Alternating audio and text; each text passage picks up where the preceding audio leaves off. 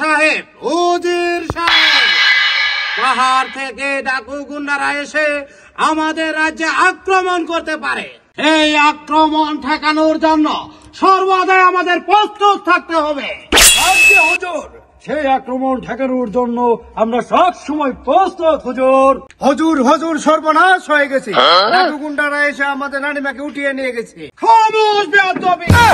আমার রাজ্যে এত উজির নাজির সেনাপতি থাকতে কিভাবে ডাকু গুন্ডা এসে আমার হেনাকে তুলে নিয়ে যায়? সেনাপতি, আদেশ করুন জাহাপনা।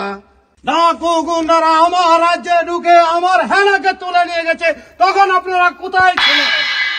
ডাকু গুন্ডারা সংখ্যায় অনেক বেশি ছিল, আমাদের সৈন্য সংখ্যা কম থাকায় আমরা পিছু হটতে বাধ্য হয়েছি। উজির সাহেব, ডাকু গুন্ডারা আমার হেনাকে তুলে নিয়ে গেছে, তাকে উদ্ধার করতে হবে। আসুন আমার সাথে। হুজুর, আপনি তো জানেন কিছুদিন ধরে আমার স্ত্রীর পাতলা পায়খানা, তাই আমাকে এখন আমার স্ত্রীর পাতলা পায়খানার সেবায় নিয়োজিত থাকতে হবে। হুজুর, হে খুদা, এখন আমি কি করব?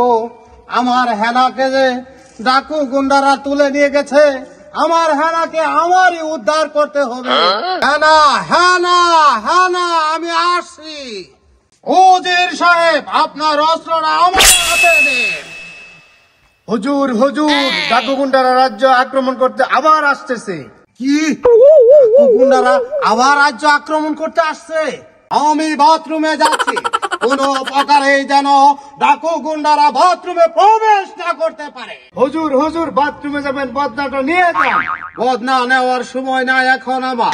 বাথরুমের ভিতরে কিছু ছিদ্রি আছে, সেই ছিদ্রি দিয়ে কিছু ঢিলাকুলো পাঠিয়ে